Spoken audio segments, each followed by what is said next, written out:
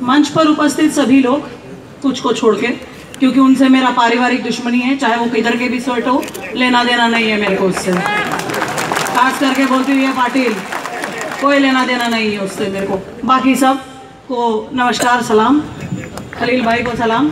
ठीक है, कब्रिस्तान का मुद्दा है इसीलिए साथ में आए हैं, वरना ऐसे मंच को तो मैं शेयर भी ना करूं जहां पे ये लोग क्रिमिनल लोग बैठे हो, टाड़ा आरोपी लोग बैठे हो। दूसरा, आज आप लोगों के बीच में बता रही हूं कि आज इतनी अच्छी सभा यहाँ लगी है, सिर्फ कब्रिस्तान का मुद्दा नहीं है। जैसे फादर माइकल ने कहा कि क्रिश्चियंस का भी यही मसला है, जो दफनाने वाली भूमि का है। सेम उसी तरह से हम हिंदू लोगों का जो शमशान भूमि है उसका भी सेम मुद्दा है।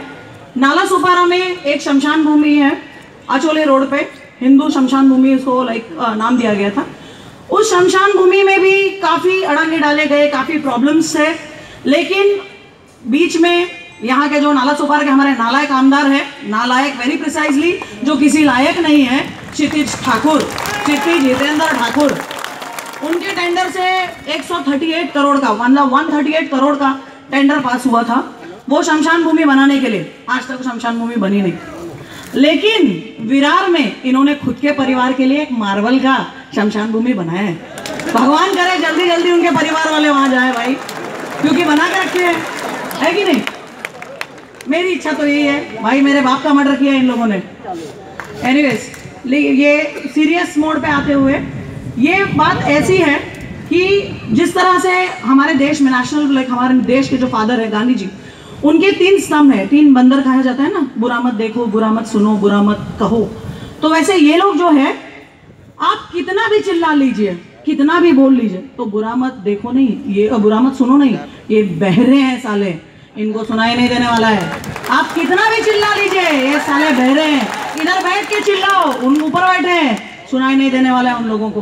उसी तरह से आप कितनी भी कोशिश कर लीजिए, ये अंधे हैं साले, इनको दिखाई भी नहीं देने वाला है।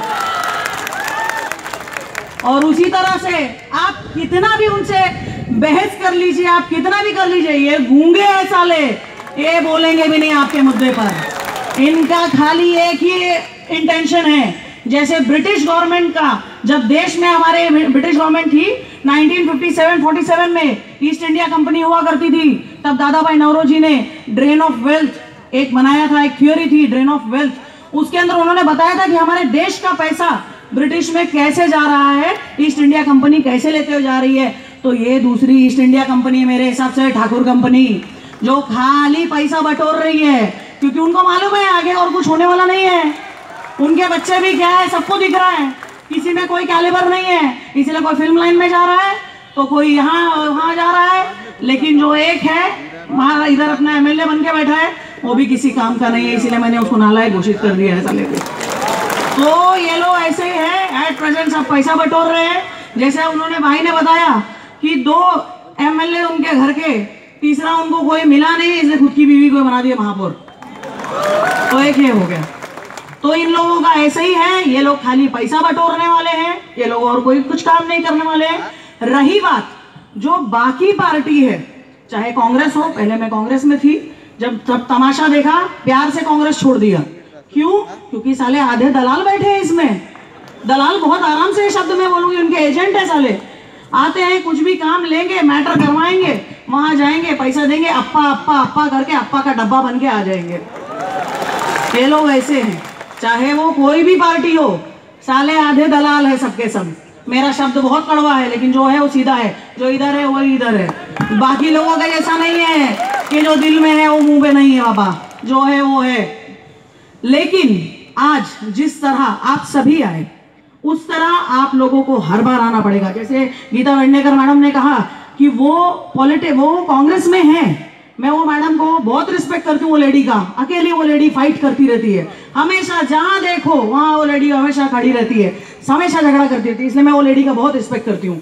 मैं आई भी हूँ, आप लोगों ने देखा मंच पे मैंने किसी से बात नहीं, खाली हूँ मैडम से बात की है, और किसी से बात नहीं होती, क्योंकि वो औरत ईमानदार है।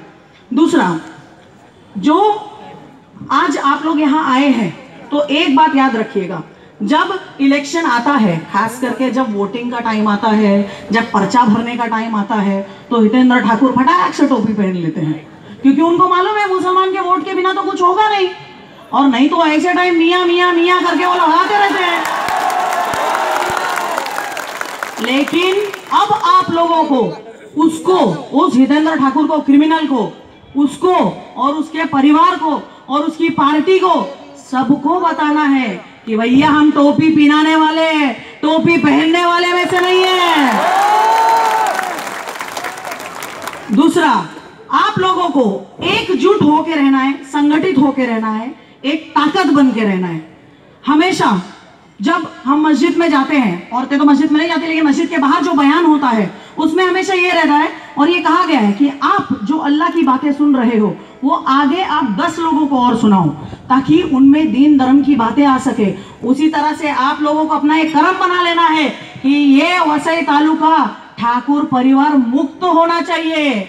जिधर से आए उधर से उनको भगा डालो, ये जगह छोड़ो और जाओ तुम लोग यहाँ से। उनकी गुंडागर्दी, उनका दहशत अब खत्म हो जाना चाहिए। और जो विरार में उन्होंने खुद के लिए मार्बल का बना के रखा है, उनमें वो सब पहुंच जाए, ये दुआ करना चाहिए।